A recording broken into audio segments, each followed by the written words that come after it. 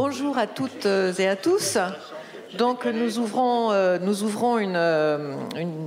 la seconde table ronde de ce matin sur un tout autre sujet que celui que nous venons d'aborder. Donc nous allons réfléchir ensemble sur le travail et les évolutions du travail, avec le titre de cette table ronde qui est « Travailler encore ». Donc cette question à laquelle nous allons répondre. Alors, je dois excuser l'absence de David Gaborio, qui était prévu donc pour cette table ronde et qui, pour des raisons personnelles, n'a pas pu être là avec nous. Donc, nous aurons une table ronde à 3. Et donc, voilà, la possibilité, effectivement, de tenter de répondre à cette question, travailler encore. Alors, avant de passer la parole donc aux intervenants, travailler encore suppose de définir ou de s'entendre en tout cas sur ce qu'est le travail. Le travail recoupe plusieurs dimensions au niveau personnel, tel qu'on pense au travail. Le travail, c'est un salaire, le travail, c'est une position sociale, c'est une dimension de notre identité aussi. C'est un élément essentiel du lien social, de la sociabilité, bien sûr. Tout cela, c'est au niveau individuel. C'est aussi, bien sûr, au niveau collectif, un élément organisateur de la vie humaine et sociale en vue de produire ce qui est utile au fonctionnement de la société. Donc, sur cette base très, très large, très générale de définition du travail, on va s'interroger sur plusieurs dimensions problématiques pour répondre à cette question « Travailler encore ». Et tout d'abord, on va s'interroger sur la réalité, la durabilité des changements introduits depuis la crise sanitaire liée à la pandémie de Covid-19 qui a introduit dans notre rapport au travail sans doute plus de souplesse, en tout cas qui a interrogé beaucoup sur le sens du travail. Donc ces deux questions sous-jacentes du télétravail, le bureau par exemple est-il encore un lieu utile, et du sens du travail, ce sont vraiment des points qui se sont imposés ou plus exactement qui se sont renforcés à l'occasion de cette crise inédite que nous avons vécue. Alors est-ce que c'est un effet conjoncturel? Est-ce que c'est un vrai changement de paradigme? C'est un peu les questions auxquelles nous allons tenter de répondre. En France, selon une enquête menée par la Fondation Jean Jaurès et Sarah Proust récente, en France, 42% des salariés souhaitent travailler moitié au bureau et moitié en télétravail, et 34% majoritairement au bureau. Donc on voit bien que là, il y a des évolutions dans les attentes, dans les façons de vivre le temps du travail. Et donc, on peut s'interroger s'il existe un nouveau modèle d'organisation du travail qui est en train d'émerger. Autre dimension que nous allons aborder, travaille-t-on trop ou pas assez en France aujourd'hui? Et va-t-on donc dans le monde de demain, puisque nous devons répondre à cette question, où va le monde, travailler de moins en moins? Selon une étude de l'IFOP menée en octobre 2022, 56% des travailleurs en France estiment que le travail est une contrainte nécessaire pour subvenir à ses besoins, tandis que 44% y trouvent un épanouissement personnel. Là, on a aussi des chiffres, des indications qui nous montrent que, au fond, la population, les travailleurs sont partagés, mais qu'il y a quand même des choses qui sont en train de changer et qui répondent d'ailleurs à ce débat entre deux écoles de pensée au sujet du travail. La première, où l'on retrouve effectivement une position marxiste, le travail est l'essence de l'homme, mais il doit s'affranchir de l'exploitation. On retrouve Hegel, Axel Honneth aussi, qui considèrent le travail comme une source d'intégration sociale et de reconnaissance sociale pour l'individu.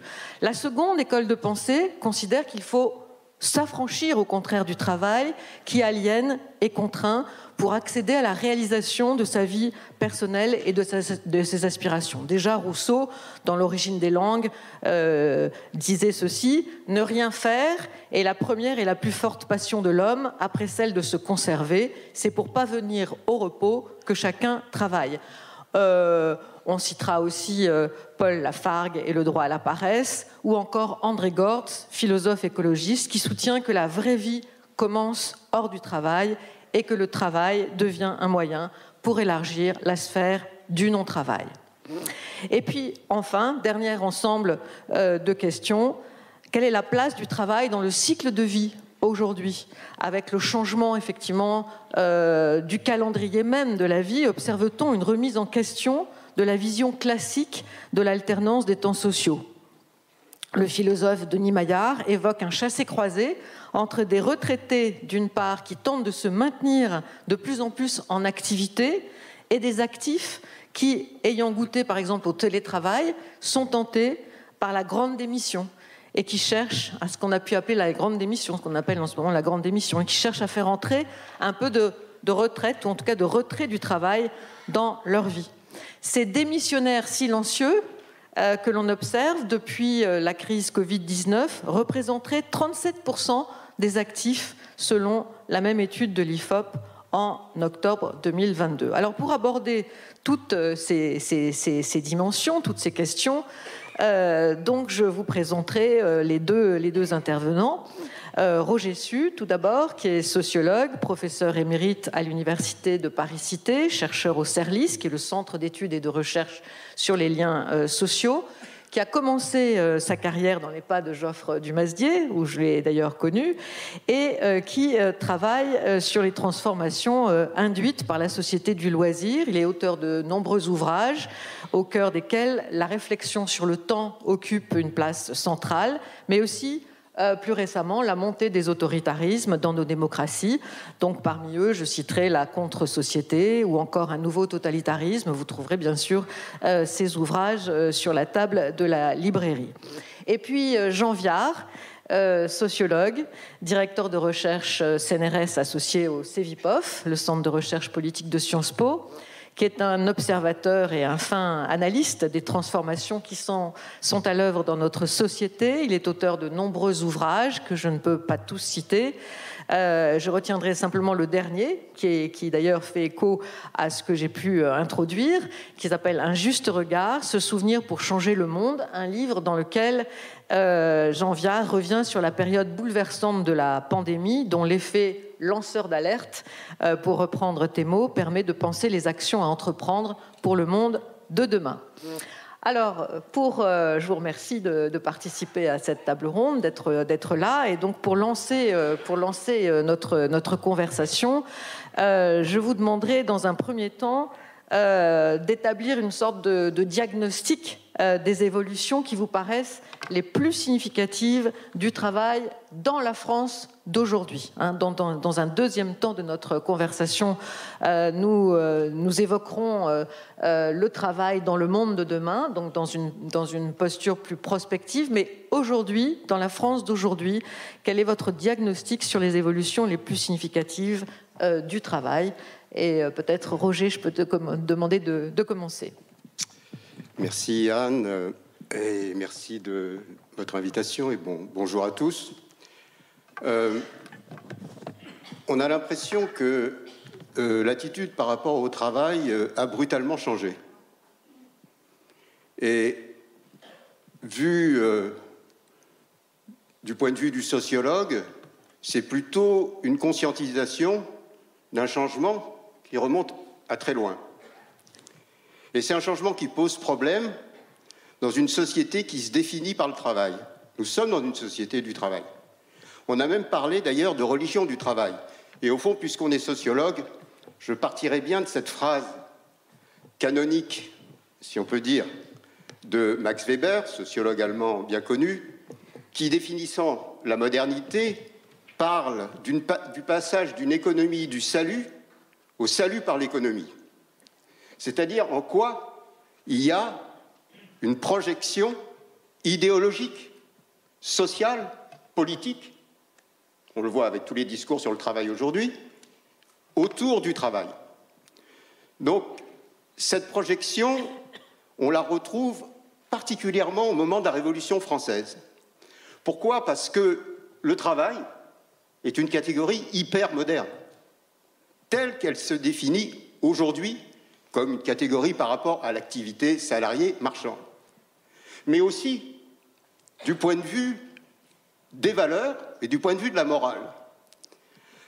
Un autre sociologue, Robert Castel, dans les Métamorphoses de la société salariale, rappelle, mais ce que chacun peut voir, que le travail, c'est pour les pauvres, avant le XVIIIe siècle. C'est pour ceux qui n'ont rien. Le travail est méprisé. Donc le travail n'est rien.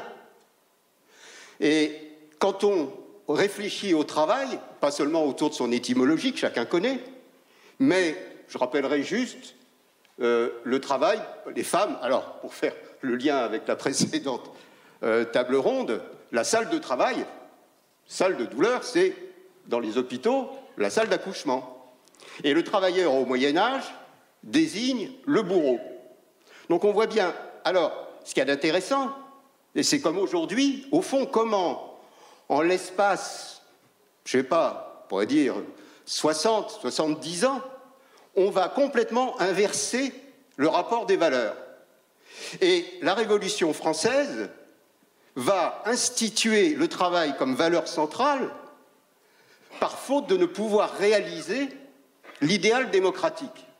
C'était quoi l'idéal démocratique? Robespierre, il dort, on ne sait rien, mais enfin sur sa table de chevet, il est réputé avoir le contrat social de Rousseau, ce que je crois vrai d'ailleurs. Et le contrat social de Rousseau, qui définit donc le régime sur lequel vont s'inspirer les révolutionnaires, c'est une démocratie directe. L'abbé Sieyès dira d'ailleurs, la France ne sera jamais une démocratie, ça ne sera qu'un régime de représentation. Donc ça veut dire quelle opposition il peut y avoir. Alors, comment on peut réaliser, malgré tout, la contribution de chacun et l'égalité, au fond, républicaine? Et le travail, à ce moment-là, devient un élément de participation de tout le monde. Le même Sieyès dira, tiens, ça c'est une bonne occasion pour mettre les aristos au boulot. Et oui, et trouver, à travers cette notion de travail, les deux valeurs cardinales de la République, liberté, égalité. Alors vous allez me dire, mais voilà, pourquoi? Il faut savoir qu'on part de là. Liberté, pourquoi? Parce qu'on sort des ordres, on sort des corporations, on sort de tout ça, donc c'est la liberté. Et c'est la liberté de contracter ou de ne pas contracter sur un marché du travail. Et égalité, c'est parce qu'on a la pensée smithienne dans la tête de Adam Smith, c'est-à-dire que le marché va parfaitement réguler l'offre et la demande de travail. Pourquoi je rappelle ça? C'est parce que nous n'avons pas de substitution à ce modèle aujourd'hui. Et tous les discours que vous entendez aujourd'hui sont des discours qui tournent. Si vous enlevez la question du travail aux politiques, il en reste quoi? Il reste quoi? Et en même temps, quand on regarde les évolutions, et je vais en donner 2 ou 3, quand on regarde les évolutions, évidemment, nous ne sommes plus du tout dans une société du travail. Donc c'est cette contradiction que je pense qu'il faut mettre à jour et essayer de résoudre, mais c'est les 2 autres questions que tu poseras. Voilà. Alors, sur quoi je me fonde? Tu rappelais nos séminaires anciens au CNRS avec Geoffre Dumazdier, qui avait travaillé sur les loisirs. Moi, dans un de mes premiers livres, j'avais essayé de mesurer ce que représentait la durée du travail sur l'espace d'une vie, et sur l'espace d'une vie éveillée. Et vous pouvez faire le calcul, parce que je pense que le pourcentage va vous choquer, mais si vous prenez un papier et un crayon, vous verrez qu'il est vrai. Le temps de travail sur une vie éveillée d'un robot, jamais malade, jamais en formation, etc., c'est 10% de la vie. 10% de la vie. Donc 90% de la vie, ce n'est pas du travail. Donc est-ce que les gens font rien? Est-ce que les gens sont totalement improductifs? Qu'est-ce qu'ils font? Voilà, c'est une sorte... Voilà. Donc, première indication, je trouve que c'est une indication... Alors, évidemment, le quantitatif ne renvoie pas au qualitatif, parce qu'il y a des moments brefs dans la vie qui peuvent être des moments aussi très importants, chacun le sait. Mais enfin, c'est quand même un indicateur. Et comme vous le savez, on a divisé la durée du travail en moins d'un siècle.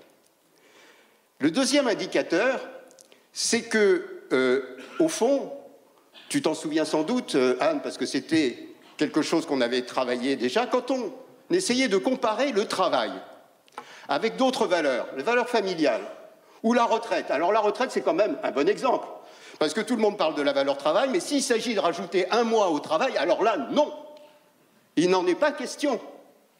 Donc, moi, je veux bien que ce soit une valeur cardinale, mais enfin, on préfère, en général, faire autre chose. Et la troisième dimension que je trouve aussi intéressante, c'est que quand on va au fond, pas simplement est-ce que le travail c'est important pour vous, ces espèces de questions, vous savez, moi j'ai été directeur des études sociologiques à la Sofres et franchement, les sondages me fatiguent un petit peu parce que les sondages ne font que répondre à des questions. Donc voilà, c'est la question qui compte moins que la réponse. Donc ces espèces de réponses normatives sur est-ce que le travail est important pour vous, ben évidemment, les gens qui travaillent, ils vont dire ouais, je ne vais pas dire que ma vie c'est rien du tout. Donc ils disent oui. Et quand vous essayez de creuser un peu, de savoir pourquoi ils trouvent que le travail c'est important, c'est toujours pour ce qu'on appelle, ce que les sociologues appellent des valeurs extrinsèques au travail. Je ne parle pas de ceux, les privilégiés, les profs et tout ça, qui se confondent leur vie perso avec la vie professionnelle. Je parle des gens qui ont la tâche un peu routinière, un peu prescrite, etc. Et bien eux, qu'est-ce qui leur plaît? Ben, ce qui leur plaît, c'est les copines, c'est les copains, c'est ce qu'on va faire, c'est les projets. C'est effectivement ce que tu disais, l'insertion sociale, puis c'est un salaire, voilà, ça pose problème, voilà. Et d'ailleurs, bon, et qu'est-ce qui a conscientisé? Qu'est-ce qui a fait que brutalement, tout d'un coup, dit « Ah, la dimension travail, elle a changé !» Comme si en 20 ans, les gens auraient complètement changé d'optique. Vous comprenez que, en fait, ce que je dis là, c'est un travail sur le long terme. Les trois éléments, et j'en termine là, sur cette première question, les trois éléments qui ont fait bouger la machine du travail, le premier, tu l'as rappelé dans ton introduction, c'est sûrement le télétravail. Et moi, avec un jeu de mots que tu me pardonneras, je dirais que le travail à distance a fait la distance au travail aussi. Hein ? Donc, oui, c'est pas très bon. Voilà. Bon, ça permet un peu d'éclairer les choses. Voilà. Excusez-moi. La deuxième chose, ça a été évidemment le Covid. Pourquoi? Parce que le Covid, et ça j'y reviendrai après dans tes autres questions, parce que le Covid a mis sur le devant de la scène, non seulement les vraies valeurs, mais il a mis devant la question de la production de la santé. Et il a mis sur le devant de la scène le problème des biens communs. Et il n'est pas sûr que le travail aujourd'hui travaille justement spécialement pour le bien commun. Et ça a été la deuxième interrogation que les gens se sont posées, se sont dit « Attends, je travaille pour avoir... etc. » Mais finalement, les valeurs, ma famille, ma santé, ma proximité. Et la troisième, la troisième dimension, c'est la dimension environnementale, tout simplement. Travailler, non pas encore, mais travailler pour quoi faire. Merci Roger. Donc, pour ce premier diagnostic des évolutions les plus significatives du travail, Jean? Moi, j'aurais bien aimé être à la première table ronde et qu'il y ait une femme à la table ronde sur le travail, parce que je considère que ce n'est pas plus sérieux que le sujet précédent.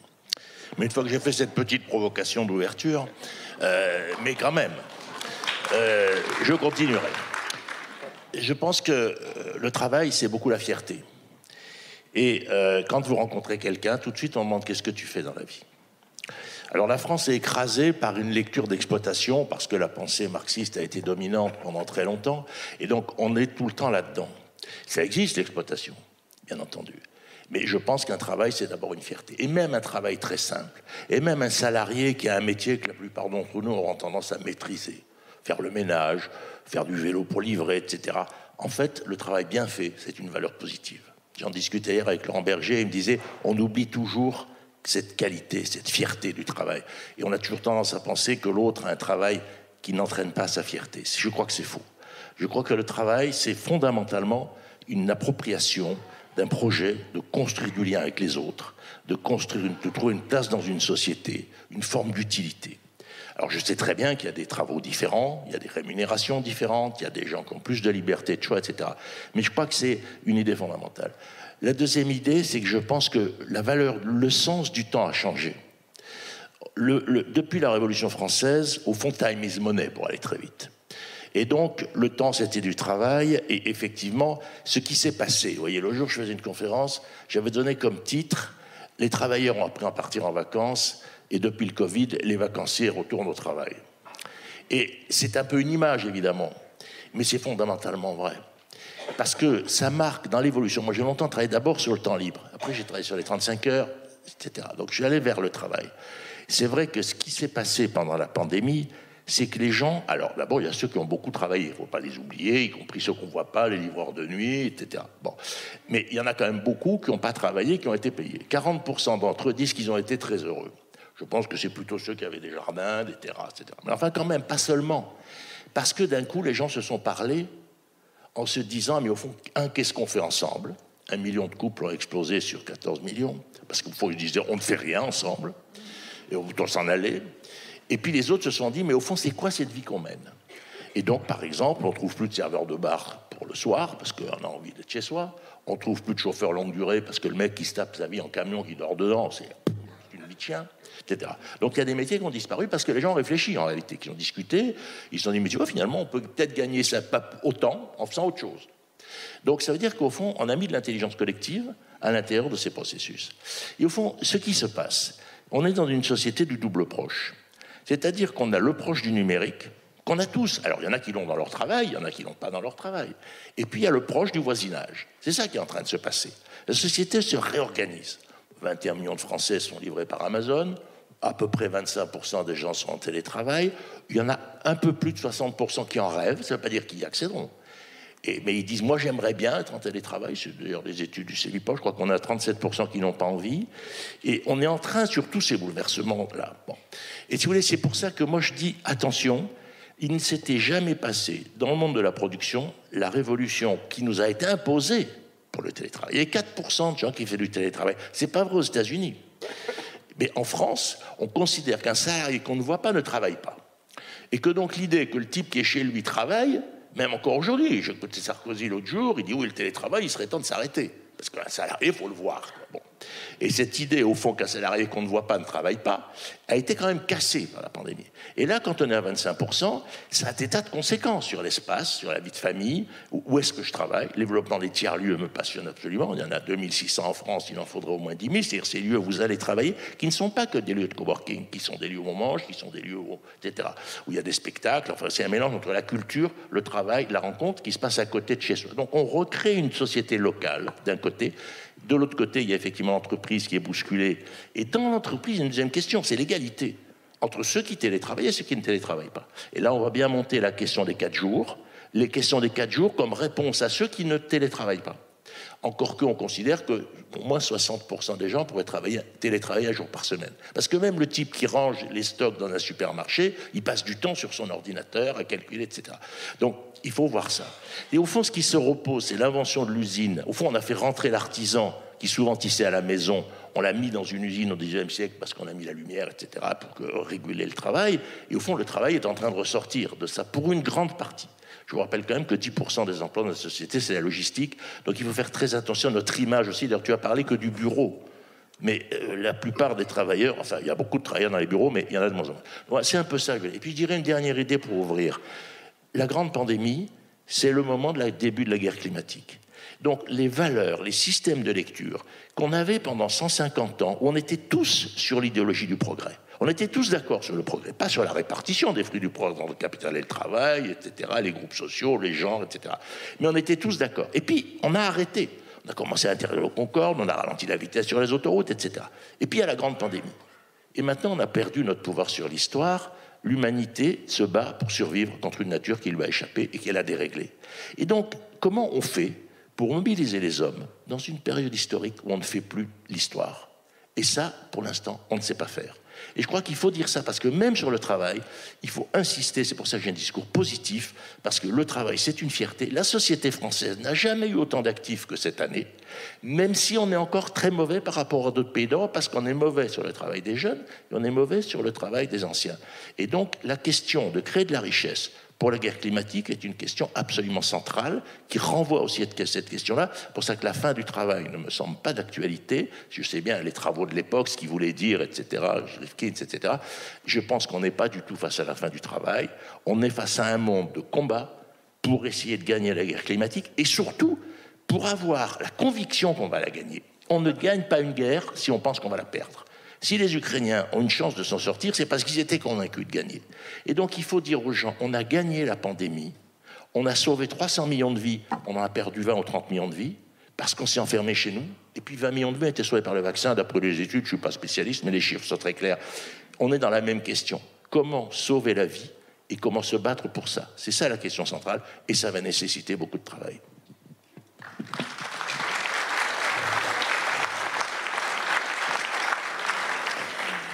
Merci. Donc, justement, c'est une bonne transition pour le deuxième temps de notre échange sur le travail dans le monde de demain. Donc, quelques jalons en matière de prospective.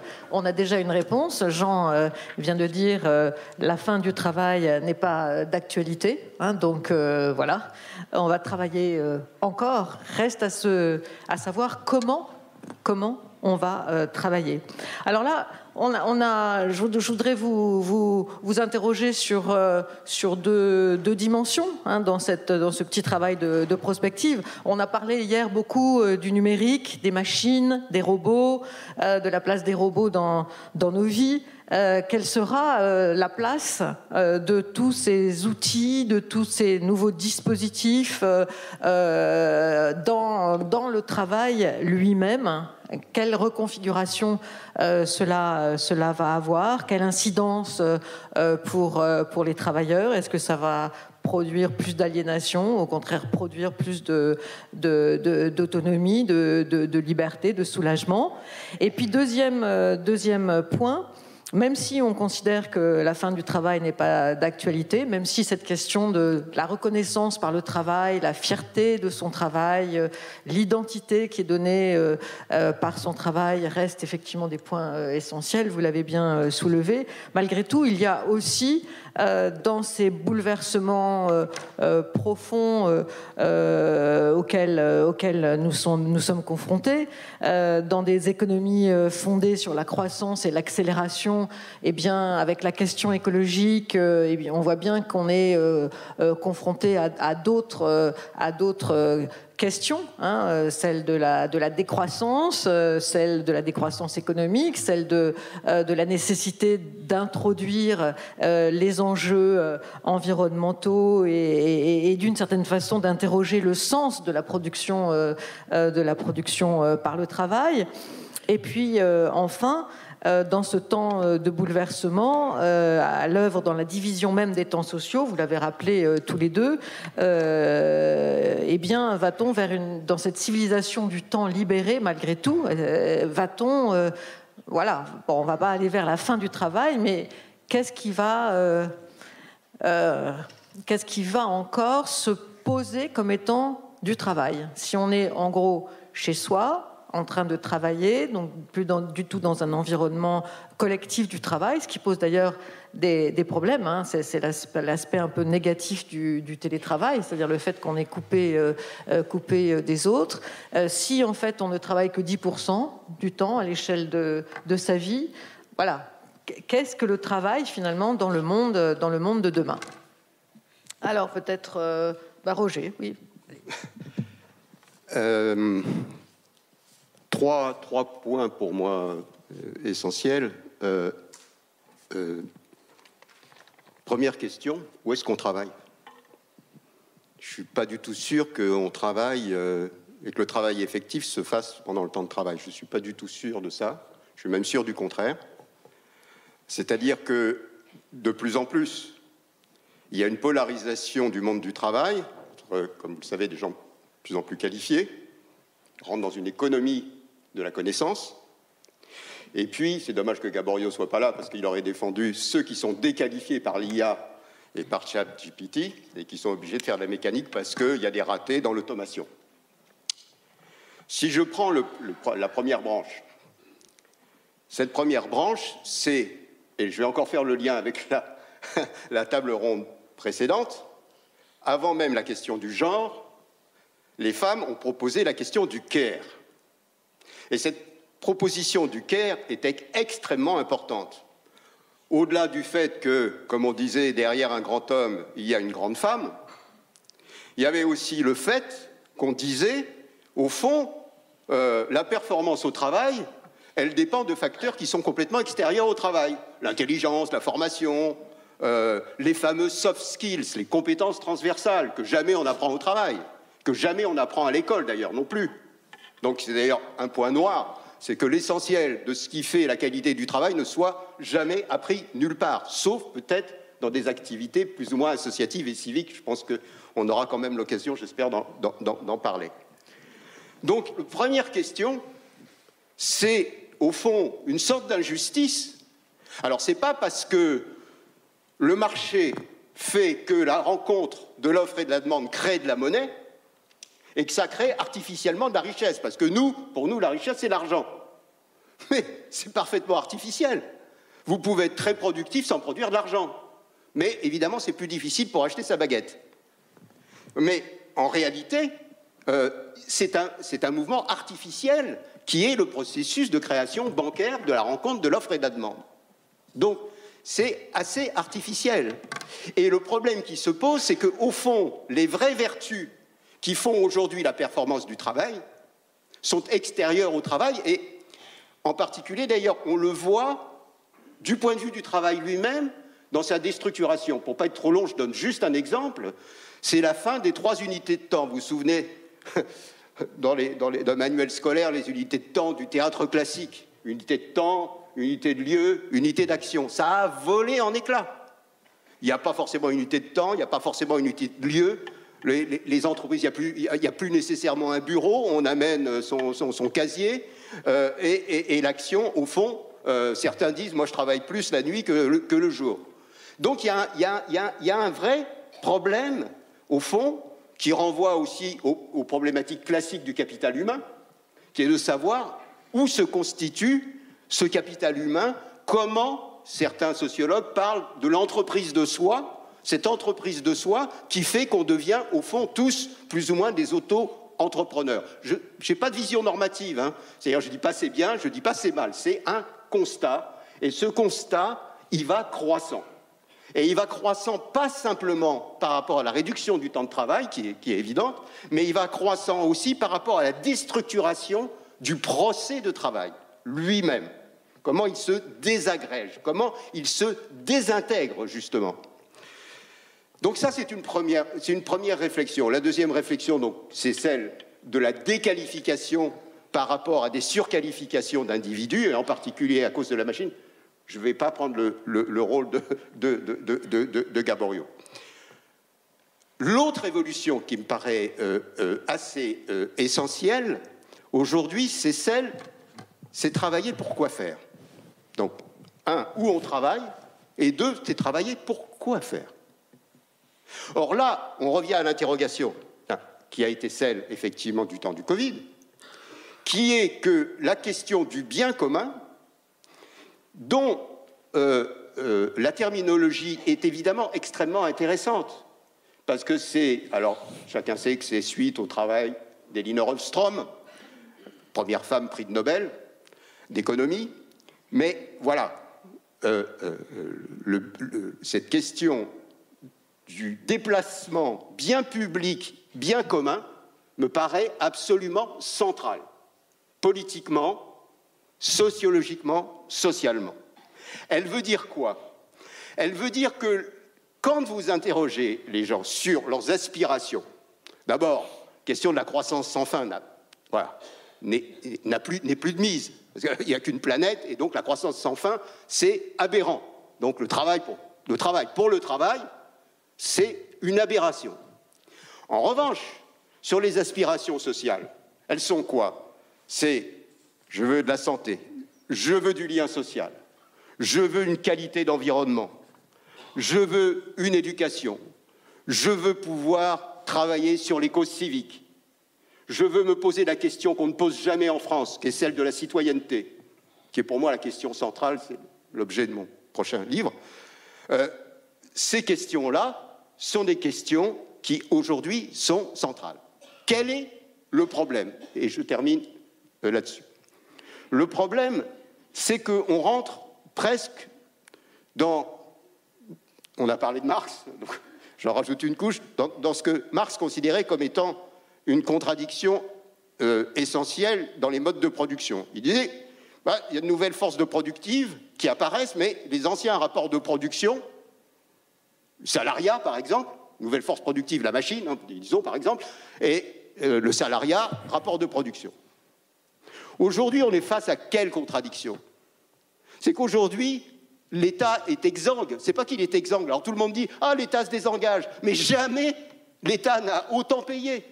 Jamais il y a eu autant de prélèvements obligatoires. Jamais il s'est autant endetté. Donc l'État n'est pas, et le service public n'est pas la réponse, en tout cas sûrement pas la réponse unique, aux aspirations sociales qui se déploient aujourd'hui partout. Je veux plus de santé. Ben vas-y mon vieux. Avec quoi on fait? Donc ce n'est pas le service public uniquement. Tu parlais des tiers-lieux. Par exemple, les tiers-lieux sont intéressants parce que ce sont des lieux de santé dans lesquels se multiplient les approches, y compris les tiers aidants, les bénévoles, etc. Tous ces gens qui vont contribuer à faire de la santé un acte majeur et pas simplement l'hôpital, même si l'hôpital est décisif. Je pourrais prendre bien d'autres exemples. Je conclus là-dessus pour dire que cette question du bien commun nécessite de réviser, tu vois, je réponds à ta question en même temps, de réviser ce que nous devons considérer comme étant du vrai travail utile socialement, et qui ne passe pas nécessairement par le moment salarial. Et ça, c'est peut-être la troisième question sur les jeunes, c'est comment on fait pour qu'il y ait une mobilisation citoyenne, je dirais de la société civile, au fond, comme il y a eu au moment de la Révolution française, pour être capable de produire ce qui est socialement utile, ce que les gens attendent, et comment on peut intégrer cette société civile à cette nouvelle production. Merci Roger. Alors donc pour poursuivre Jean, donc le travailler pour quoi faire, effectivement, dans le monde de demain. Donc peut-être tu peux poursuivre. Alors, la première chose, c'est que la société française est une société, ce qui est honorable, c'est l'agriculture et la fonction publique. Et donc, on montait par l'école, etc. Et en gros, dans nos usines, on mettait des étrangers, pour l'essentiel. Et quand on n'a plus envie d'étrangers, on a supprimé nos usines. Et on est dans cette crise d'avoir détruit nos usines, ce qui est une façon d'avoir moins d'étrangers, puisqu'on ne sait pas gérer les étrangers. On a à peu près 20% de colonisés dans cette société, et on ne sait absolument pas les penser, à part les surveiller. Ce qui renvoie à un autre débat. Et donc, ça a aussi une raison sur la transformation du travail. Première remarque. Deuxième remarque, cette table ronde est animée par des retraités. Je ne donne pas ton âge à toi, parce que ça ne se fait pas pour les dames, mais en tout cas pour les messieurs, nous sommes très clairement retraités. Donc, est-ce qu'on travaille? Bon, juste un petit point comme ça. Troisième remarque. Vous allez visiter les nouveaux locaux de Michelin à Clermont-Ferrand.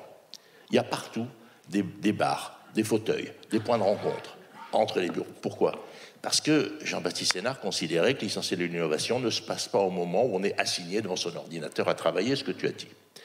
Et ce qui fait d'ailleurs qu'on n'a pas le droit d'aller regarder l'ordinateur de son salarié pour savoir s'il a regardé un porno ou s'il a réservé ses vacances pendant les heures de bureau. Parce qu'on considère qu'on sait tous qu'on le fait. Pas regarder forcément des pornos, mais d'avoir d'autres activités que celles légitimement. On ne peut pas toujours les regarder chez soi, vous m'excuserez, c'est le problème de la vie de couple. Bon, passons. Et donc, du coup, on est là sur des réglementations qui disent un certain nombre de choses. Quatrième idée. L'autre jour, le groupe Renault a fait venir le meilleur spécialiste américain de l'IA pour essayer de comprendre ce que l'IA allait changer. Est arrivé un Américain en short, avec une chemise à fleurs, qui a chanté pendant 1h30 devant tous les cadres du groupe Renault-Nissan International. Ils étaient tous là avec leur cravate et tout, et à la fin, il a dit, vous avez sans doute rien compris à ce que j'ai dit, mais vous avez compris qu'il y a une rupture majeure et qu'il y a un Américain complètement dingue qui est venu en short chanter avec une chemise à fleurs, et qui, à mon avis, a eu un chèque considérable pour avoir cette activité. Donc c'est pour dire, on est face à des phénomènes de rupture absolument gigantesques sur toutes ces questions. Si je regarde, par exemple, la réorganisation de Dassault Systèmes, 80 000 salariés, ils sont complètement en pointe dans l'industrie du vivant, de très très loin. C'est très très loin. Qu'est-ce qu'ils ont fait? Ils mettent des artistes partout au milieu des bureaux. Ils disent, il faut refaire comme à la Renaissance. Il faut mettre des peintres, des musiciens, des danseurs à côté de nos ingénieurs, etc. C'est-à-dire qu'il faut qu'on mélange la créativité. Ils partent de quoi? Ils disent, c'est Hollywood qui a fait la Silicon Valley. Les schèmes de l'innovation, ils sont à Hollywood. Le développement industriel et des startups, c'est pour l'essentiel dans la Silicon Valley. Donc, où est l'innovation? Et comment on intègre cette innovation, notamment celle des artistes, des intellectuels, qui souvent actuellement se réduisent dans des petits boulots précis pour être prudents, comment on les réintègre, notamment dans le développement industriel, parce qu'on passe au fond d'une société où il fallait produire des choses, qui a été ce siècle mécanique, masculin, idéologique, on produisait des voitures, des murs, etc., domination sans doute sans partage du masculin sur le féminin, à une époque où le cœur c'est le vivant. On pourrait dire c'est la vie, mais je ne veux pas me faire tuer par les féministes, mais le slogan Femme, vie, liberté est un merveilleux slogan des femmes iraniennes, qui est d'ailleurs le slogan des Kurdes. Ce qui se passe au Kyrgyzstan est passionnant, je trouve. Et donc on est là sur une question de mettre le vivant au centre des sociétés, de faire une révolution industrielle qui l'intègre, et de comprendre en même temps que nos liens sont d'abord virtuels, et que les jeunes ne connaissent quasiment que le lien virtuel. Vous savez, un jeune, dans un théâtre, il n'y a qu'à voir aujourd'hui, il n'y en a pas. Ils regardent le monde à travers leur écran. Et c'est ça qui a complètement changé. Ils commandent. Moi, je trouve que Amazon, c'est un truc absolument génial. C'est le plus grand aménageur du territoire avec Airbnb. C'est bien plus efficace que les politiques publiques. Vous pouvez habiter n'importe où, vous avez n'importe quel type d'objet. Je vais vous raconter une histoire, j'aime bien les années. Je me suis acheté un chapeau, vous voyez, à Bruxelles, bleu, il était magnifique. Il était un peu petit. Je tape chapeau trop petit. Il me répond 16,80 € livré sur 24 heures, élargisseur de chapeau. Je ne savais même pas que ça existait, moi, les élargisseurs de chapeau. Donc, vous voyez, c'est pour vous dire qu'on est dans un monde à ce niveau-là absolument fascinant. Voilà, moi, c'est vrai, on dit toujours que je suis optimiste. On est en train d'entrer dans ce type de monde. Voilà, c'est ça, si vous voulez, que je voulais dire. Et une dernière idée, on n'a jamais été aussi libre. C'est le débat qu'on avait avec Macron qui parle de décivilisation. Oui, 63% des bébés naissent hors mariage. Oui, il y a plus que 4% des gens qui vont à l'église. Oui, il y a plus que 2% qui votent Parti communiste. Mais quelle merveilleuse nouvelle! Nous sommes des individus libres, autonomes, avec effectivement des discontinuités de pratiques sociales. On change de métier, de partenaire. Bon, en moyenne, on fait 2000 fois l'amour pour faire un enfant. Nos grands-parents, c'était 200 fois. Alors ça entraîne un certain nombre d'expériences, évidemment plus complexes. Mais cette discontinuité, elle est vraie dans la vie intime, dans la vie professionnelle, et une des choses nouvelles, c'est que l'intimité rentre dans la sphère professionnelle. Et ça, depuis les 35 heures.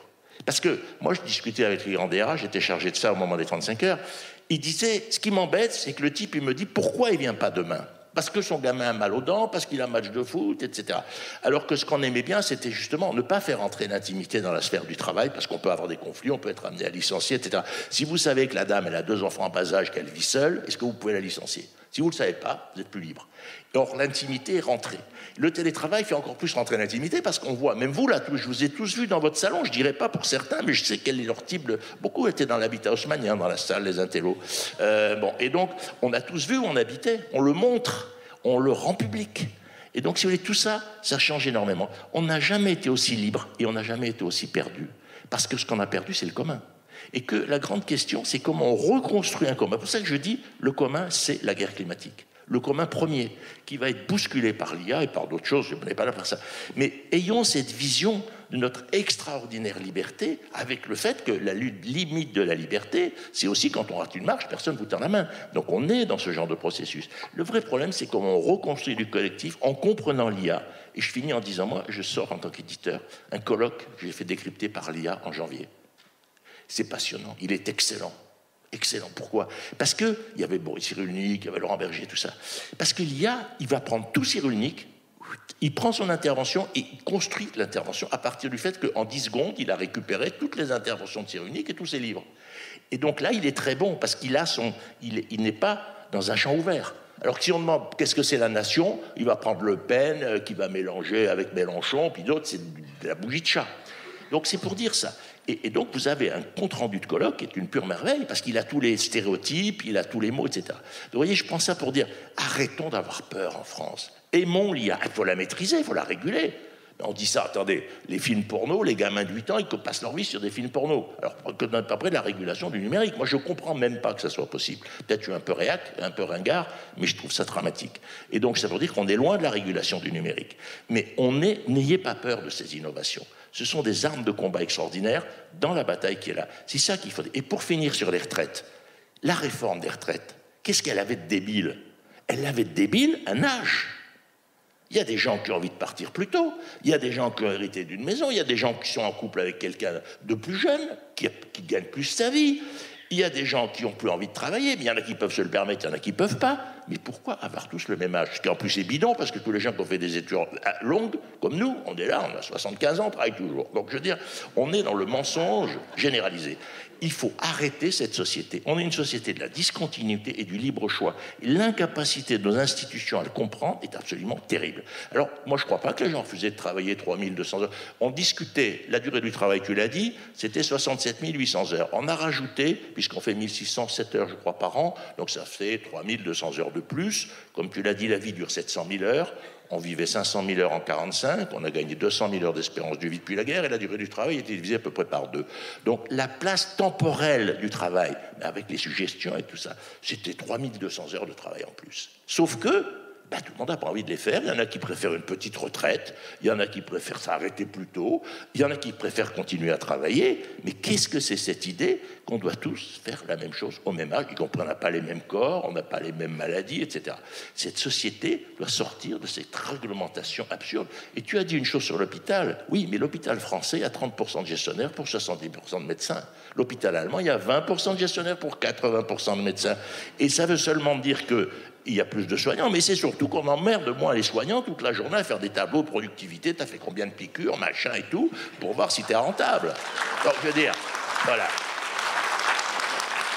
Bon, je m'arrête là-dessus parce que c'est des sujets qui n'en finiraient plus. Mais retenez cette idée de société de la liberté extraordinaire. La question, c'est comment cette liberté, on favorise son accès dans les différents milieux. Et on voit bien les jeunes aujourd'hui, ils rentrent, et souvent ils demandent des CDD. Parce qu'ils veulent pouvoir partir. Mais c'est comme, c'est pas parce qu'on est passé sous la couette qu'on va se marier. Et même, c'est pas parce que madame est enceinte, quand on va voir sa grand-mère, quand j'étais jeune, elle aurait dit, tu fais comment? Tu le fais passer ou tu te maries? Mais se faire passer a disparu comme expression. Elle a dit, c'est génial si t'es contente. Elle ne demande pas si on va se marier. Et je vous rappelle que les mariages en Île-de-France durent en moyenne 5 ans et qui sont généralement faits avec les enfants présents qui permettent de féliciter les parents.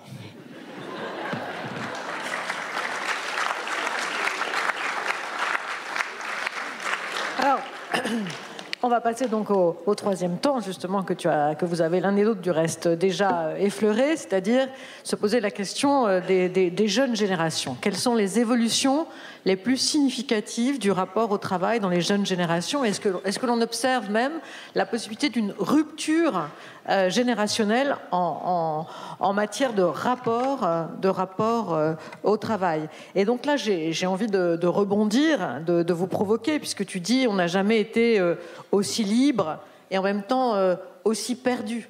Donc, est-ce que justement dans ces jeunes générations, dans leur rapport au travail, est-ce que malgré tout, s'il y a effectivement cette liberté dont ils s'emparent et qu'ils revendiquent, est-ce que c'est peut-être la rapport au travail où l'aliénation est moins vécue en tant que telle, mais pour autant, est-ce que du coup c'est une incertitude, c'est le fait d'apprendre à vivre dans cette idée qu'on est un peu perdu, qu'on ne sait pas trop où on va, qu'on ne peut pas avoir de projet sur le très long terme. Ça, c'est un point. Le deuxième point, c'est quelle est effectivement dans le rapport que les jeunes générations peuvent avoir du travail, la place des nouveaux impératifs éthiques liés notamment à l'écologie, aux préoccupations environnementales, qui poussent d'ailleurs bon nombre de jeunes ayant même fait, on l'a vu, des grandes études dans des grandes écoles d'ingénieurs, etc., à refuser au bout d'un moment des postes qui leur demanderaient d'agir de façon contradictoire avec les impératifs éthiques auxquels ils souscrivent ou qui rentrent en contradiction avec leurs valeurs. On voit de plus en plus s'imposer de la part des jeunes générations ces nouveaux repères, finalement, peut-être pour éviter d'être trop perdus, par rapport à leurs valeurs éthiques d'une part, mais aussi à leurs revendications de respect pour leur vie personnelle, pour mieux, effectivement, concilier leur rapport au travail avec cette liberté de vie personnelle qu'ils revendiquent. Oui, voilà. Donc je voudrais qu'on finisse, avant de passer la parole à la salle, par quelques-unes de vos réactions, peut-être un peu plus rapidement que pour les 2 temps précédents, consacrées donc aux jeunes générations, les jeunes générations qui feront le monde de demain, justement.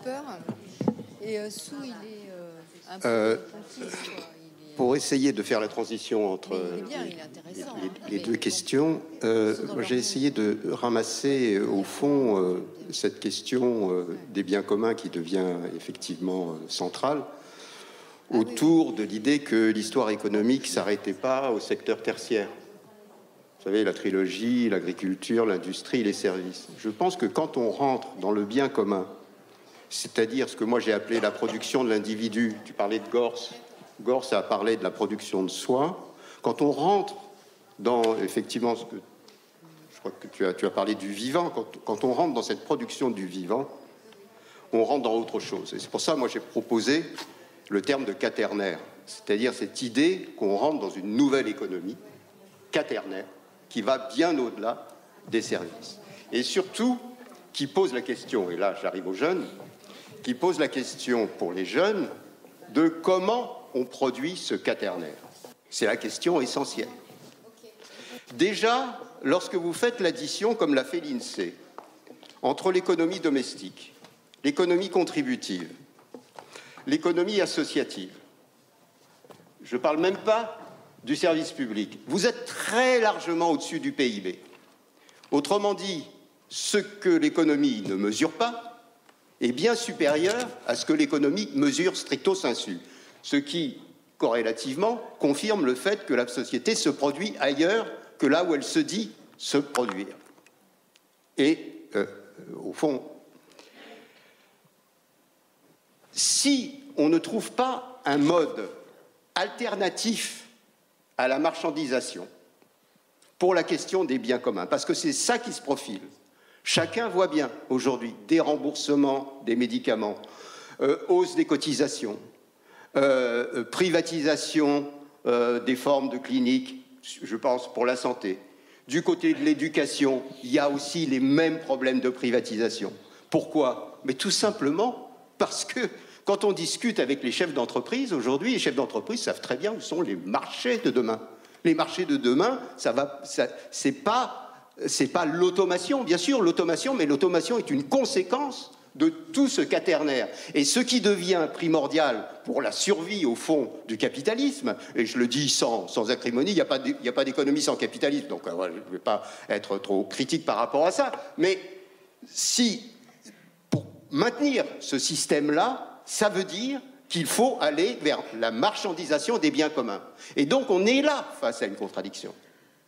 Donc les jeunes sont face à ce défi que nous entrevoyons, mais que vont vivre in vivo, vraiment. Notamment pour l'environnement, mais pour tout ce qu'on vient de dire. Alors, c'est quoi la voie alternative? Eh bien, la voie alternative, elle est montrée déjà par ce qui est produit en dehors des canons institutionnels et du travail formel. Et là, je pense qu'on va se rejoindre, parce que tu as écrit aussi sur l'engagement, Anne.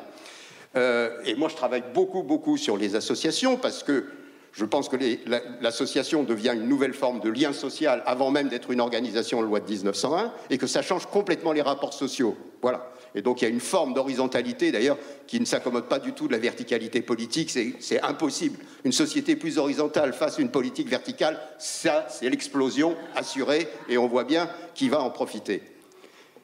Donc, il faut trouver un mode qui n'est pas forcément le mode salarial, qui permet aux individus de pouvoir se projeter dans le bien commun. Ça existe. Quand vous prenez aujourd'hui le service civique, eh ben, c'est une forme de contribution émérite, importante, capitale, au fond, à la production du bien commun. Mais au nom de quoi le service civique serait-il réservé aux jeunes? Mais pourquoi? Enfin, personne, qu'il n'y a que les jeunes qui peuvent faire du service civique. Et donc je pense qu'il nous faut inventer des formes institutionnelles, comme on a su les inventer avec les professions libérales, avec le statut d'auto-entrepreneur. Et on ne serait pas capable aujourd'hui d'inventer un statut qui serait celui du volontaire et du volontariat, auquel chacun pourrait participer depuis la scolarité jusqu'à la fin de sa vie, et qui serait pas d'ailleurs, qui serait complémentaire d'ailleurs du salariat. Je ne vois pas pourquoi on ne pourrait pas cumuler l'un et l'autre. Mais voyez, quelque part, il y a aujourd'hui, et je terminerai là-dessus sur Polanyi, je terminerai sur les jeunes, mais Polanyi avait parlé de l'intégration, de la réintégration. Il s'agit de réintégrer l'économie à l'intérieur de la société, à ce qu'il a fait vivre, à faire une économie effectivement du vivant qui concerne toute la société civile. Ce qui n'empêche pas que le travail va demeurer. Il va se marginaliser, mais il va demeurer, bien entendu. Le dernier mot sur les jeunes, parce que les jeunes, effectivement, illustrent la contradiction dont je viens de parler. Et de plus en plus, ils mettent l'accent sur « moi, je veux bien un boulot, mais je veux que ce boulot, il ait une utilité sociale, je veux qu'il ait du sens. » Ce que tu as dit, c'est tout à fait juste. Et ils sont à la recherche, et on a bien vu, effectivement, la protestation de ceux qui étaient promis à des grandes carrières parce qu'ils sortaient des grandes écoles, qui ont choisi autrement de partir à la campagne, de faire autre chose, et même de dénoncer, au fond, l'agro-business, etc., etc. Sauf que ce qu'ils veulent, c'est au fond entrer dans une forme qu'on appellera, pour faire vite, l'économie sociale et solidaire, dont je rappelle qu'elle est faite à 80% d'associations et seulement à 20% de mutuelles et autres fondations, etc. Donc essentiellement des associations. Mais le problème qui se pose à ces jeunes-là, que moi je vois, parce que effectivement je suis au conseil d'administration du mouvement associatif qui chapeaute la plupart des associations en France, qu'est-ce qu'on voit chez ces jeunes? Chez ces jeunes, on voit, voilà, je vais travailler dans un secteur qui est effectivement un secteur de porteur d'utilité sociale, d'utilité politique, la nouvelle sens du mot politique d'ailleurs, le politique par rapport à la politique qu'ils détestent, mais le politique qu'ils adorent, contre la politique qu'ils détestent. Enfin, c'est un autre sujet. Eh bien, pour faire ça, en même temps, ils veulent un salaire de 4 sup. Et ça ne peut pas fonctionner. Et donc, il y a une contradiction chez les jeunes aujourd'hui entre la nécessité de rentrer, au fond, dans du social, puisque le social devient le cœur de l'économie. C'est ça le problème du capitalisme aujourd'hui, c'est que le social, c'est le cœur même de l'économie aujourd'hui, sans faire du social business, c'est-à-dire sans transformer le social, au fond, à l'aune de l'entreprise marchande. Et ça, ce défi-là, il n'est pas évident, et si, politiquement, il n'y a pas des institutions qui rappellent la question de l'associativité, de l'association, qui est quand même la base politique de notre République et qui doit irriguer toutes les sphères sociales, économiques et politiques, eh bien ça, ce défi-là, il va falloir vraiment l'affronter. Et je ne vois pas que les pouvoirs publics soient spécialement en train de se poser cette question-là. Mais je suis heureux de pouvoir la poser avec vous. Merci.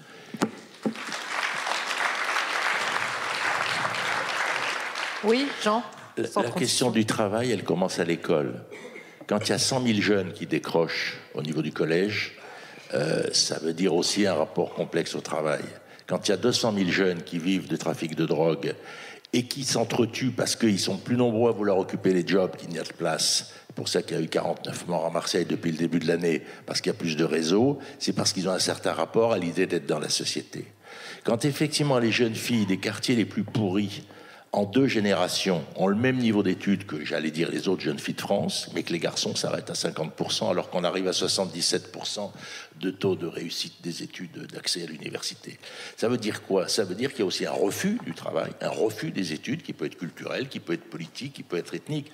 Donc, et puis, il y a aussi, parce que si je mets les garçons et les filles en même temps, c'est pour dire, même s'ils ont de moins bonnes écoles, parce qu'en gros, la plupart du temps, c'est le cas, les filles, elles arrivent à les utiliser suffisamment pour traverser l'obstacle. Donc ça, c'est une première chose, je crois qu'il faut dire. La deuxième chose, c'est que, bon, en moyenne, on a un CDI à 29 ans. Le premier enfant, enfin, avec la pandémie, ça a un peu reculé, c'était 30 ans et 2 mois. Et à l'époque, la première propriété, pour la majorité des jeunes, ça commençait à 32 ans. Maintenant, ça a décalé, ça s'était descendu, ça va reculer avec l'inflation, etc. Il faut avoir les âges dans la tête. En gros, on est dans une société tellement complexe que de 16 à 26 ans, on apprend la vie d'adulte. Moi, je le pense comme ça. On l'apprend au lit, on l'apprend en voyageant, on l'apprend en apprenant, on apprend en travaillant. Et nous, on a toujours ce modèle, tu fais des études, après tu travailleras. Et je pense que c'est un mauvais modèle. Je pense que les étudiants qui réussissent le mieux sont souvent ceux qui ont un peu travaillé pendant leurs études. Ceux qui ont trop travaillé, non, parce qu'ils ont pu étudier. Je pense qu'un jeune qui a décroché du voyage, vous voyez, avec Edmond Maire, on leur envoie organiser des voyages en Turquie. Pourquoi? Parce que d'un coup, en Turquie, j'allais dire, ils étaient normaux. Ils avaient la même dégaine que les autres, de jeunes, frisés souvent, un peu bronzés, mais en Turquie, ils sont tous comme ça. Alors qu'en France, on leur demande les papiers tous les 50 mètres. Donc comment on gère toutes ces questions, si vous voulez? Alors on sait sur les jeunes, etc., on va mettre en valeur les jeunes qui refusent les concours, etc. Moi, je leur dis, tu as eu la chance qu'on te paye des études. Alors bouge-toi le cul pour innover dans les matières écologiques. C'est très bien de dire qu'on ne veut pas le faire, mais qui a payé tes études? Bon, à un moment, c'est tout le monde. Tu as accepté l'argent des études, tu dois à la société. Donc que tu ne veuilles pas travailler chez Total, par exemple, ce qui est le problème de Total, je le comprends très bien, va dans une start-up, va travailler chez Utopie, va travailler dans ces boîtes qui font un énorme boulot pour essayer de faire avancer la place écologique des entreprises dans la société, etc. Mais on monte en avant ce refus. Vous savez, quand on monte en avant ce refus, tous les gamins qui n'ont pas pu faire d'études, ils ne se demandent plus pourquoi ils votent Front National. Hein, il faut quand même se dire une chose. Il y a ceux qui craignent le grand remplacement, il y a ceux qui craignent le grand réchauffement. Et le gros problème, quand on met en avant, ah ouais, c'est bien, c'est jeune. Les autres qui n'ont pas fait d'études disent, putain, c'est con, ils ont le bol d'avoir fait des études, et en plus, ils ne veulent pas les utiliser. Je veux dire, il faut faire vachement attention à ce discours de bobo, urbain, parisien, etc. Et après, vous allez dans les quartiers, vous voyez comment les mecs fonctionnent. Voilà, c'est ça que je veux dire. Je dis simplement, moi, je suis pour un statut étudiant de 16 à 26 ans, où ils aient tous le statut étudiant, ils aient tous la sécu étudiante. Parce que pourquoi est-ce que ceux qui travaillent payent plus pour la sécu que ceux qui vont à la fac? C'est quand même absolument anormal. Et que du coup, ils puissent sans arrêt passer du travail aux études. En Belgique, par exemple, tous les jeunes peuvent travailler pour 4 000 € par an sans aucune charge. Résultat, il ne manque pas de serveurs de bar, parce que tous les jeunes travaillent pour 4 000 € dans tous ces boulots qui leur apprennent la sociabilité, qui leur apprennent que si on ne dit pas merci, on n'a pas de pourboire. Ça s'apprend le travail. Le fait d'être à l'heure le matin, excusez-moi d'être un vieux réac, mais être à l'heure le matin, venir au boulot, etc. Et tout ça, c'est des choses qui s'apprennent. C'est pas simplement d'avoir fait Bac plus 12. C'est les deux, le lien social, la sociabilité, l'amitié, le respect, etc. Donc je pense, si vous voulez, qu'il y a une vraie réflexion sur entrer en société complexe. C'est très difficile. Apprendre effectivement sa position, son genre, le respect des autres, la société, c'est très compliqué. Reprendre des études. Pourquoi on n'a pas droit à un certain nombre d'années d'études qu'on peut récupérer? Et si on s'est arrêté à 14 ans, pourquoi on n'a pas droit à un certain nombre d'années d'études quand d'un coup on se rend compte qu'on a déconné ou qu'on a envie de se mettre à apprendre un job? Pourquoi on n'est pas capable de dire, bon, ben, je sais pas, jusqu'à 23 ans, les études sont payées, et puis effectivement, après, si tu fais plus, ben, tu cotises toi, et puis si tu les as pas faites, tu peux les récupérer. Comment est-ce qu'on pense le destin commun d'une génération? Il n'y a pas de jeunesse, il y a plusieurs jeunesses, et certaines se sentent écrasées par les autres. Merci Jean. Merci pour ce rappel, effectivement. Des fractures sociales et donc des rapports au travail différents selon les jeunes, bien sûr. Il est temps maintenant de passer la parole à la salle pour quelques questions. Nous n'avons pas beaucoup de temps avant la pause, mais le temps de prendre des questions. Oui, question là-bas, monsieur. Et une question ici. Pas plus de 2 questions, on me dit. Un homme, une femme. Voilà, pour l'instant, nous avons 2 hommes. Bon, je vais peut-être commencer. Je peux commencer? Oui, on parle du travail, oui. Et ce qui a été dit me semble être très important. Par contre... Ah, c'est là. C'est là, ici, là. Je dis, ce qui a été dit est très important et je suis d'accord avec beaucoup de choses qui ont été énoncées. Je regrette uniquement, je vois le tableau en face, sociologue, sociologue, sociologue, sociologue. Il aurait été intéressant qu'il y ait un syndicaliste. Parce qu'il aurait apporté, en plus de ce que vous avez dit, qui me semble être tout à fait fondamental, quelque chose qui est à la base du travail, c'est-à-dire quand on cherche du travail, qu'on est jeune, qu'on se demande qu'est-ce qu'on va faire La première question que l'on se pose, c'est combien je vais pouvoir gagner, est-ce que je vais pouvoir vivre, est-ce que je vais pouvoir me mettre en couple, etc. Et à ce moment-là, une fois qu'on est dans un travail, quand on est dans une entreprise, parce que c'est vrai que le travail de service, le travail à l'éducation nationale n'est pas tout à fait le même que le travail que l'on a dans une entreprise. Or, quand on est dans une entreprise, et je l'ai été pendant 25 ans, quand on est dans une entreprise, on se pose des questions syndicales qui sont les suivantes. 1. Comment améliorer mes conditions de travail et comment améliorer mes conditions salariales, sachant qu'en face, si on est syndicaliste, on se trouve face à des représentants des actionnaires dont le but est de diminuer les salaires pour augmenter la part des actionnaires. Et ceci me semble être fondamental et on l'oublie un petit peu. Les jeunes, notamment, l'oublient un petit peu, qu'il faut se battre pour améliorer ses conditions de travail et ses conditions salariales avant de se poser des questions qui sont tout à fait légitimes, mais je suis d'accord avec vous sur le sens, sur etc. Parce que quand on voit qu'il y a actuellement des gens qui sont sans travail, quand il y a la pauvreté, des gens sans toit, etc., je crois que le travail mérite qu'on se batte pour améliorer ce que je viens d'évoquer. Merci pour cette intervention, monsieur. Oui, à vous. Oui. Le problème, merci pour tout ce que vous nous avez apporté, mais malgré tout, vous n'avez pas répondu au problème actuel. Dans la mesure où le mot travail va disparaître. Dans la mesure où, avant, travailler, ça voulait dire une activité qui permettait d'assurer sa subsistance. Aujourd'hui, la jeunesse nous demande, ou du moins pose le problème de dire je veux une activité qui corresponde à mes goûts. Par contre, comment gagner ma vie? Pour eux, ce sont deux choses différentes. Et c'est pas facile de les rapprocher. Donc, chacun dire moi je veux faire ce qui me plaît, bon, d'accord, une activité qui peut être utile à la société, mais pas forcément une activité qui va leur permettre de vivre. Et tout le problème est là aujourd'hui. Merci. Il y a d'autres questions? Non? Non, elle veut pas. Je vois deux bras qui se lèvent. Non. Bon, alors. Vous m'entendez? Oui. Je reviens sur la notion de bien commun qui m'a frappée particulièrement parce qu'on parle toujours d'activité salariée. Le travail, c'est un peu sa définition. Mais en fait, le bien commun, pour moi, j'espère qu'il existe des critères nouveaux que le temps de travail qui est mesuré dans tous les pays. Et le bien commun, ça pourrait être un nouveau critère, peut-être même existant déjà, qui réunirait les activités salariées et les activités qui renvoient à l'argent et les activités non salariées dont je crois que M. Rochessu a évoqué beaucoup, dont les associations, le bénévolat, etc. Et puis tout ce qui est fait dans les familles et tout. Donc en fait, l'économie ne peut pas se réduire à sa financiarisation, à juste l'argent qu'on gagne. Et en plus, je vous rappelle qu'à l'heure actuelle, il y a énormément de gens qui travaillent et qui pourtant, les 30 jours de la fin du mois, c'est difficile pour eux, comme dirait Coluche. Donc du coup, la notion de travail, c'est une notion de fierté, mais le bien commun réunit salaire et non salaire. Merci à vous.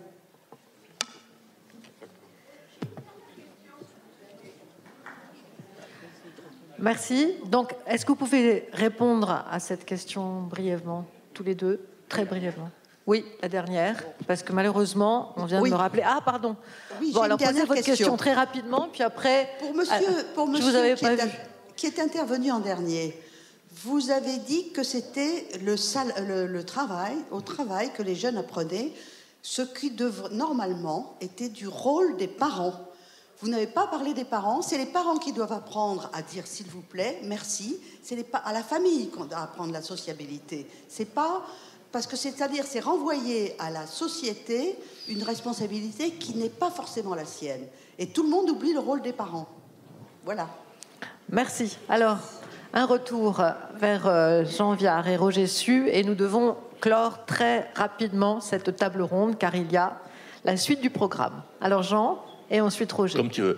Bon, non, on va faire vite. Sur les parents, ils ont un rôle important, c'est vrai, mais si on envoie les jeunes en stage en 3e pendant 3 semaines, c'est aussi parce que le monde de l'entreprise, ça s'apprend très jeune. Y compris, sauf qu'il y a certains qui ont accès et d'autres qui ne trouvent jamais parce qu'ils n'ont pas les réseaux. Je dis simplement ça en vitesse. Juste 2 choses. Il y avait un sondage qui m'a beaucoup intéressé quand on dit aux gens qu'est-ce qui symbolise la République. Une école, une mairie, une entreprise. La gauche française doit comprendre que l'entreprise est le cœur du lien social et que si elle perd de plus en plus toutes les élections, c'est parce que la gauche française lit toujours le travail comme une exploitation. Moi, je serais américain, je serais démocrate sans problème, mais en France, on n'aime pas l'entreprise dans le monde notamment dans le monde de gauche, c'est une question fondamentale. Or, les gens l'aiment massivement dans la société. Première petite remarque. Deuxième petite remarque, le bien public, aujourd'hui, il y a un bien public planétaire, c'est la nature. C'est un phénomène de changement complet. Parce qu'avant, il n'y avait pas de bien public. Or là, le premier bien public, il est planétaire. Ça bouleverse l'ensemble des équilibres. On peut en continuer à s'entretuer, se taper dessus dans les chambres, se faire des guerres de proximité, mais ça change complètement le destin sur lequel on est en train de fonctionner. Voilà, c'est simplement ça que je veux dire, parce qu'on n'a pas beaucoup de temps. Dernière chose, attention sur les discours sur la pauvreté. Le cœur de la pauvreté, ce sont les femmes seules, avec enfants, qui travaillent à mi-temps. Il y en a 2 millions. Effectivement, elles habitent dans des quartiers périphériques. Le cœur de la pauvreté, il est là. Et un peu sur certaines franges de retraités. Donc ne faisons pas comme si la société s'effondre. Il y a 20% des gens ou 10% en très grande difficulté. Mais tout le monde se plaint. Alors avant de vous plaindre, demandez-vous où vous êtes vraiment dans cette société par rapport à cela. Merci. Roger, un tout dernier mot. Tout dernier mot. On ne peut pas répondre aux questions. Alors. Si, mais je veux dire très rapidement. C'est compliqué. Si je commence par la dernière question, vous avez tout à fait raison. C'est-à-dire que le bien commun, il ne va pas supprimer le service public, il ne va pas supprimer les entreprises. Simplement, il faut retrouver dans la question du bien commun la question de la citoyenneté. La citoyenneté, elle doit s'incarner quelque part, c'est pas seulement des valeurs. Et l'incarnation, c'est dans la production du bien commun.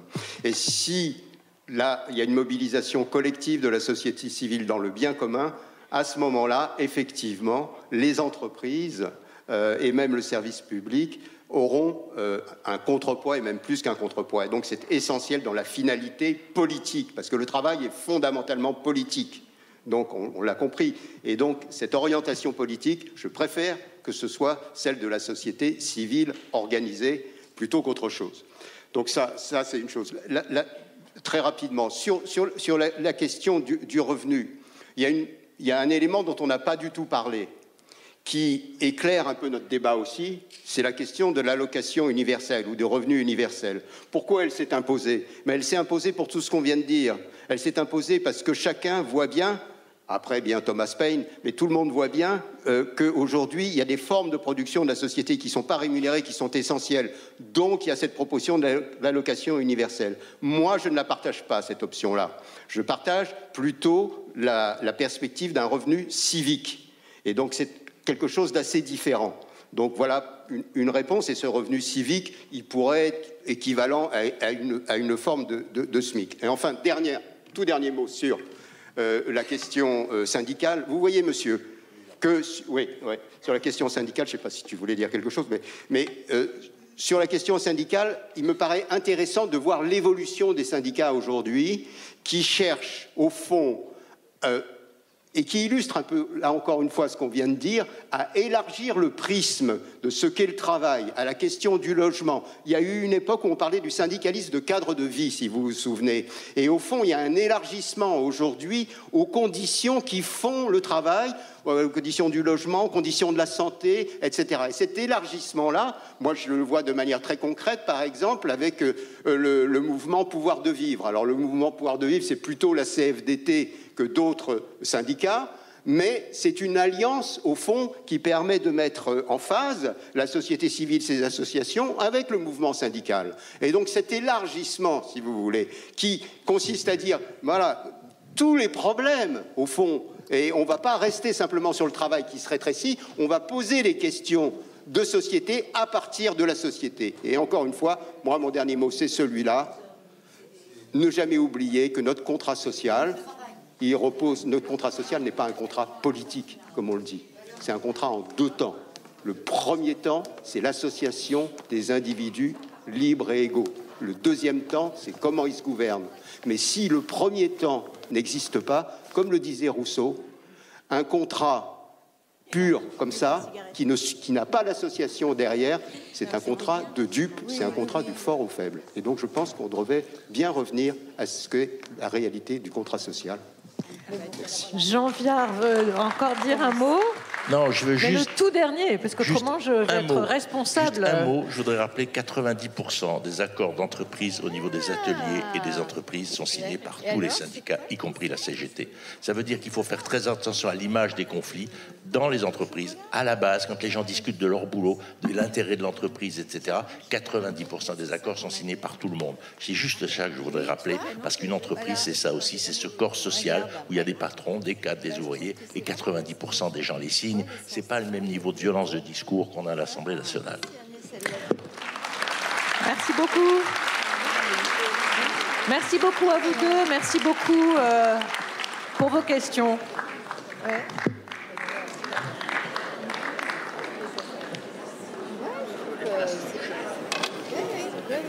On a une petite pause. Alors, vous êtes attendus. Vous êtes attendus dans le foyer bar par les jeunes élèves, les élèves du lycée Jacques Amiot, qui font un vrai travail de journaliste pour leur radio, Jacques Radio. Alors, ils interviewent des invités, ils vous intervieweront vous aussi, peut-être. Et puis, il y a le studio éphémère de Joël Lacour, qui s'est déplacé dans la petite bibliothèque à côté de l'accueil. Et enfin, vous avez la librairie Oblique qui vous attend aussi. À tout de suite.